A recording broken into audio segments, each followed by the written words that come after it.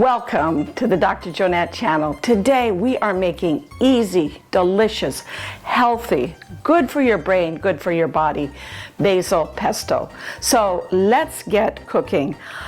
I have all the ingredients that we need to make this pesto except for one. The most important one, basil. Let's go out to the garden. Well, actually, we're going out to my back deck where I have a bunch of herbs growing, and we're going to pick the basil. I'm also going to tell you this little story about how that basil plant came to be. So come along, let's go get some basil. For today's Simple as Smart tip, I am going to tell you the story of this big, beautiful basil plant.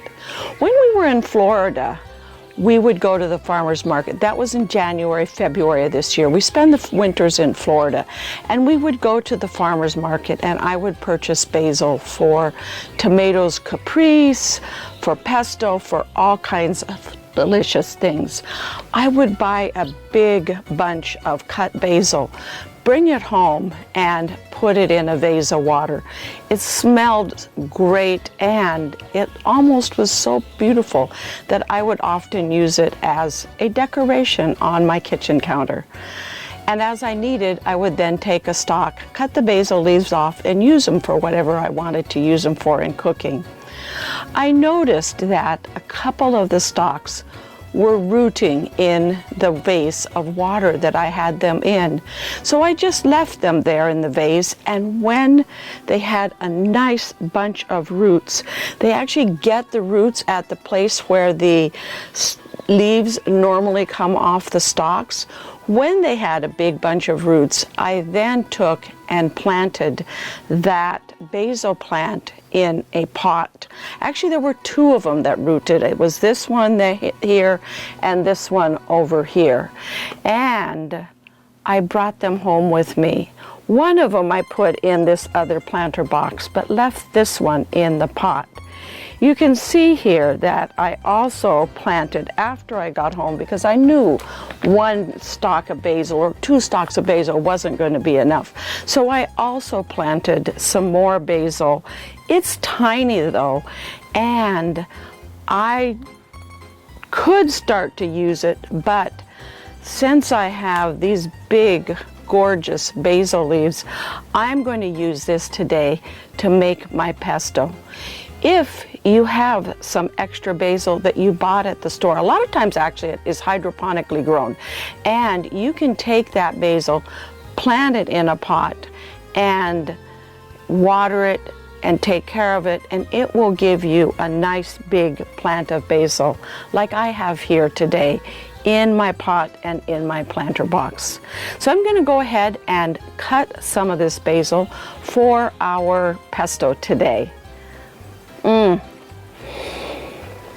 Smells so good.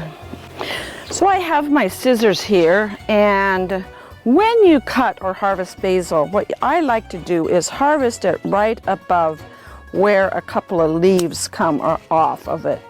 And you can see here, once I cut this one off, that there's already a second set of leaves. So there's now 4 leaves. Each of these leaves will then become another stalk of basil on this plant. Let me set that there. We're going to cut this one off here, and I think I'll take probably one more stalk here off of this one. And that will give us probably our 2 cups that we need for this recipe. So let's take this into our kitchen and make some fabulous basil pesto.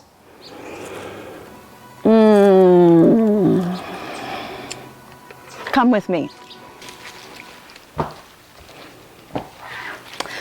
Now that we have our basil with these delicious giant leaves, let's go ahead and make the pesto. I'm going to set that right there, make some room for a food processor. I use a food processor. You could use a blender to make the pesto, but I like to use a food processor. So I'm going to bring my, before I get started though, I got to put my apron on. How many of you wear an apron when you're cooking? My mom used to wear an apron all the time. She wore it when she was cooking, when she was cleaning, when she was gardening. She pretty much always wore her apron. And it had big pockets, kind of like mine in it, that she could put the vegetables that she picked in it, or things that she needed or wanted in it that she was going to be using in her cooking. So I kind of use an apron mostly when I cook, but not when I garden for the most part.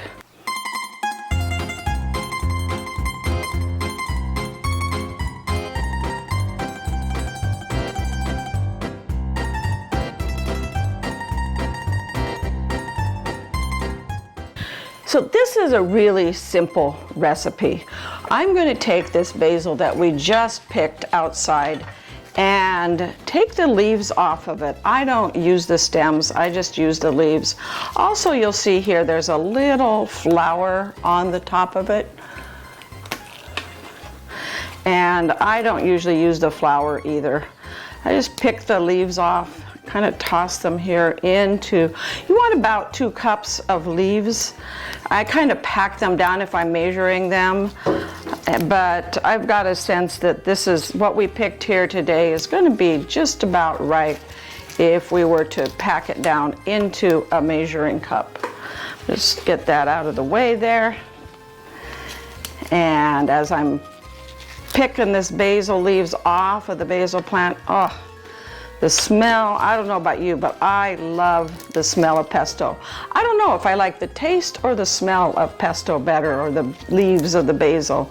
The combination of the olive oil, the leaves, the garlic, and some of you like to add a little bit of lemon to it. That's optional.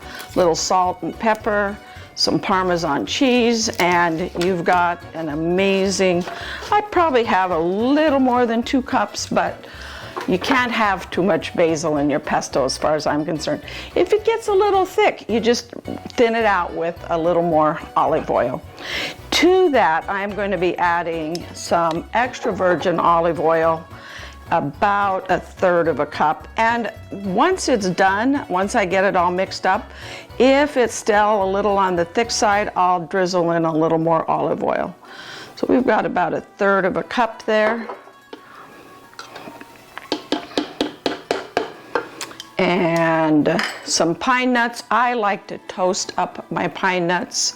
Toast them, I just toast them in a cast iron skillet and until they're a little bit brown. And then I also like either shaved or freshly grated Parmesan. We're adding 1/2 cup of that.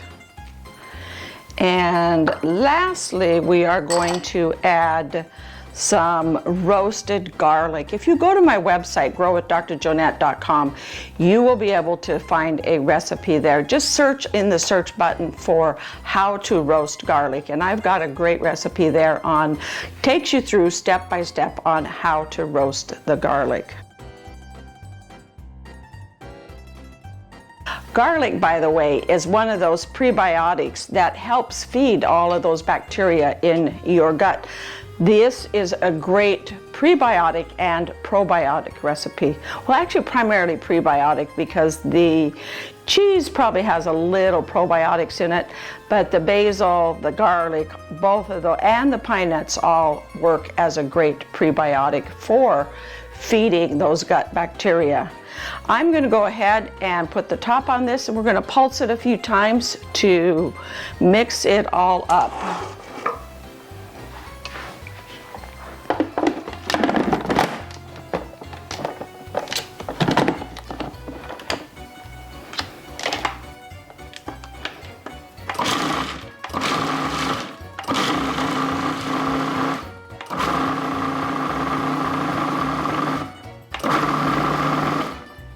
It's pretty mixed up there. I like to kind of scrape down the sides.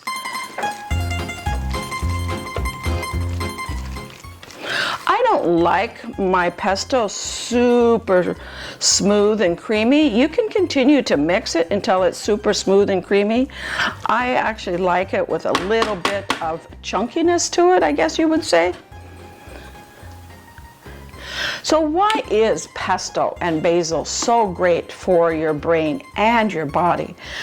Anytime a vegetable or a fruit has some intense color to it, that is a good indicator that it is full of antioxidants. Antioxidants help protect your brain against damage from free radicals, those nasty little chemicals that like to destroy cells and injure cells. So it helps protect them against cognitive decline, Alzheimer's, dementia, and so many other things. It also is protective of your heart, again, because of its antioxidant and free radical properties. I'm going to mix it up just a little bit more, and then we're pretty much done. I'm going to give it a little taste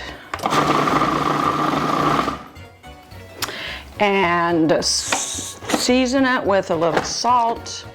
If you're on a low salt diet for health reasons or just preference, I tend to not cook with a lot of salt and tend to add it or let people add it to their preference. But I'm going to add a little bit of salt here, probably about 1/4 teaspoon, not a lot. Remember, your Parmesan cheese has a fair amount of salt added to it as well. And if you're one of these people that also likes pepper, you can add a little bit of pepper. About a pinch worth is kind of what I like to add. Not a lot. And mix that all in. And I think the consistency is just about right.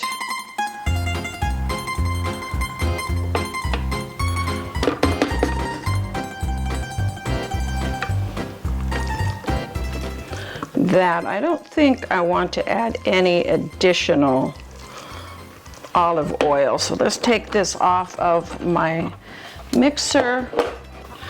I'm going to go ahead and add this to our little jar here. Making a bit of a mess, but that's okay. Let's just clean that little bit up here.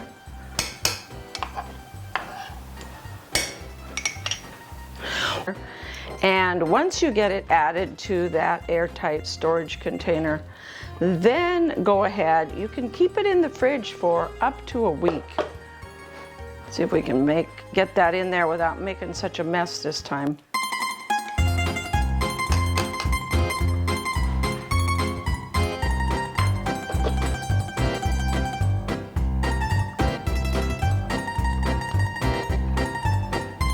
There we go. There you have it, delicious, healthy, homemade pesto. By the way, if you've never made your own homemade pesto, it is so much better than any store-bought pesto. Give this recipe a try, and if you agree, leave me a comment in the comments below how it came out, and let me know if you agree that it's much better than the store-bought pesto. Enjoy.